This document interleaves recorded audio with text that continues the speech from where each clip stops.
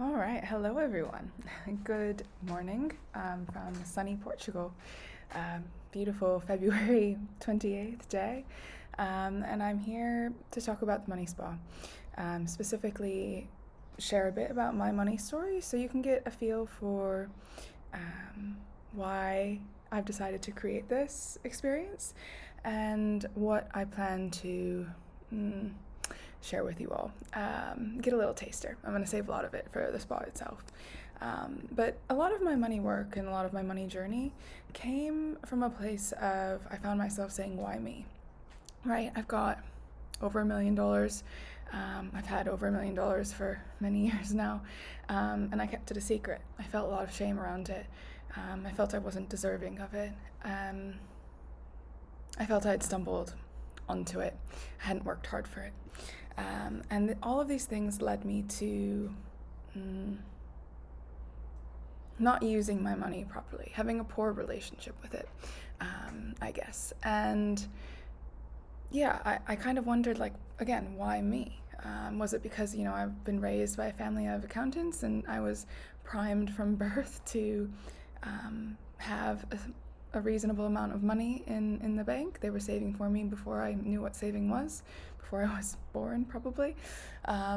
Or was it something else? And the more I've worked on my money story and the more I've worked on my relationship to money, I actually realized that I have $1 million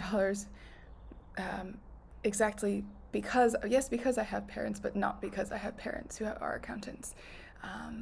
Because I actually did the things that they wouldn't have wanted me to do. If I would have followed their advice, I would have become a pharmacist, and I would have been working for a fair salary, a fair amount of money, but I would have been working my entire life, right? I would have been playing the safe route, and I would have been giving my time in exchange for money and likely for a medium amount of enjoyment, but it wouldn't be feeding my soul.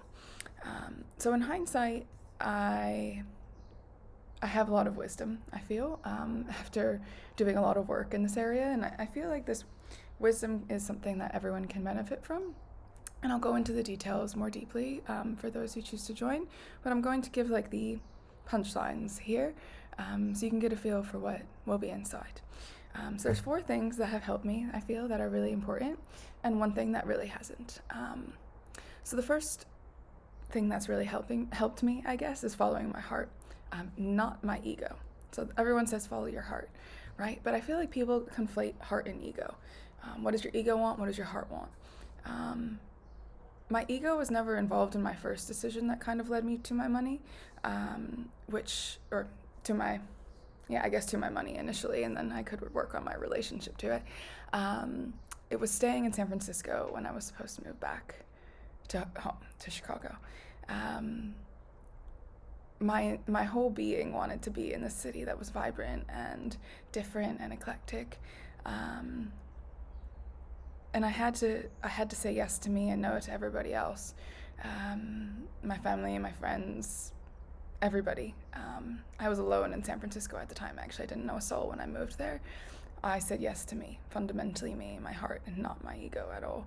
I didn't know what I was doing. I took a chance on a random job at Groupon, actually, to stay, and yeah, it actually turned out terribly, the job itself, but it was the right decision for me. I followed my heart.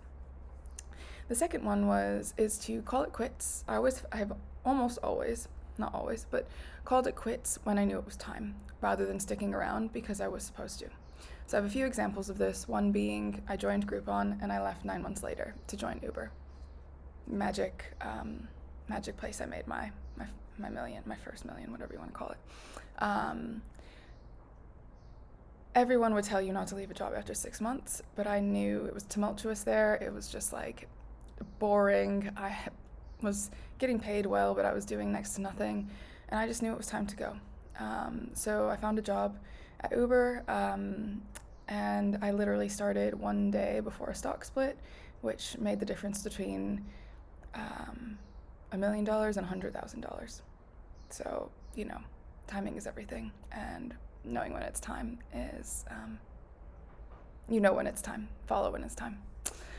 The third thing is I've always been willing, well, not always, but most times, been willing to get paid less than what I was getting paid before, to be more in alignment with myself. So I have multiple examples of this again, but probably the key one is I was living in LA working for Snapchat, and LA was not for me, eating me from the inside out. I knew it was time to go, and I knew it was time to go somewhere else, London or New York. New York could have paid me a lot more. London would pay me a lot less. My heart said London, and so I went to London. I took a 30% pay cut with no path to earning more, because I knew what was important to me, right? And I knew being in alignment and having energy and feeling excited to get out of bed every morning was more important than money, and I was willing to act on that. Interestingly, within 18 months of arriving, I was on 80K when I arrived, and I was on 115K when 18 months later. So I got like a 50% increase without even asking for it. So the money finds you. This is the punchline. The money finds you when you make decisions from the right place. Yeah. And then the fourth thing. This one's something I've learned more recently. A lot of those other ones I've done many times over now, and I can speak to them confidently. This last one I've learned more recently, and I think it's the fundamental transformation piece, is I'm now using my financial resources rather than accumulating them. The Soul of Money is something I'm going to reference in the spa. It's a great book. If you haven't read it, go buy it. It's by Lynn Twist. And using your money, however much you have, is what actually brings you wealth. Full stop, right? And wealth, feeling wealthy can come in many different forms. It doesn't need to be financial wealth. So, what I've started doing in the more recent past is I bought a house. I bought a house when I actually had no path to staying in London more than a few years. I was like basically still on a visa. I was on a visa, and I didn't like my job. Made no sense to buy it, and yet I knew that was the right decision for me. So I was like, if I have to leave the country, I rent it, right? I have the money, I have the means, I have the desire from, again, not an ego place, a heart place.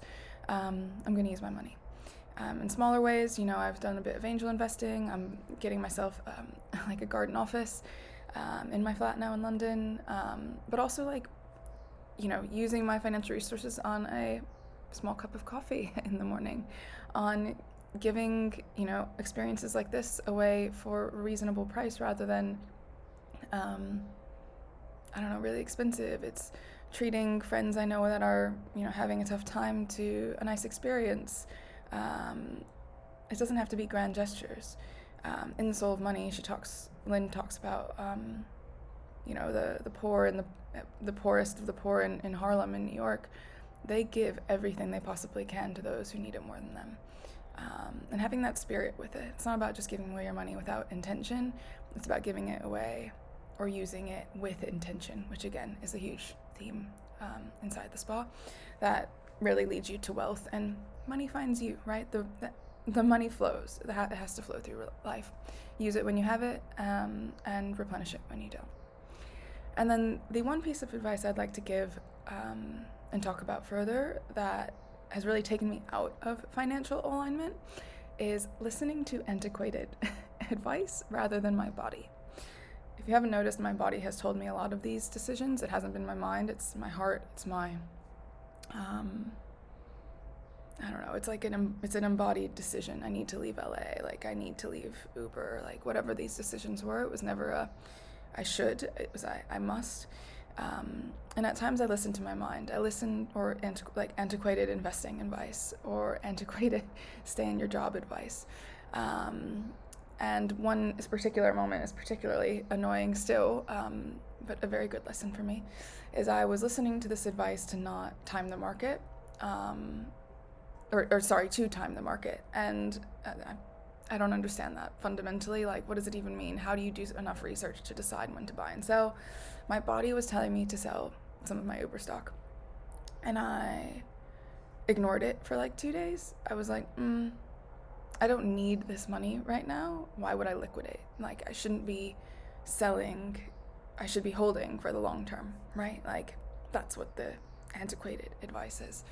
And then I was like, you know what? 2 days later, I was like, no, I have this feeling. I'm going to follow it. I've learned the lesson.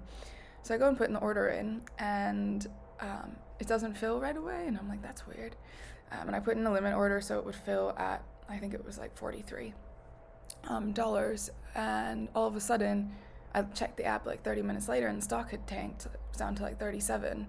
And I was like, there was some random investment meeting, and they had frozen sales of the Uber stock, and it hasn't touched 43 for the now 6 to 9 months since. It's been in the low 30s. It's touched 37. So yeah, don't listen to antiquated advice. We live in a modern world. You actually know better what's best for you than all of the rhetoric out there. I'm sorry. Like, some of it is good knowledge to incorporate into your own kind of process, but it should not be taken as a gold standard. I don't think any of it, personally. So yeah, this is a bit of what we're going to talk about, but ultimately it's going to lead you to a place of confidence in how you use and work with your money, right? This is why it's about your relationship to money, and ultimately this is why I want it will feel rejuvenating, because it is about money. Life is about money, unfortunately, but it's about creating a life that allows you to release your focus on it, and to be able to elegantly and very naturally move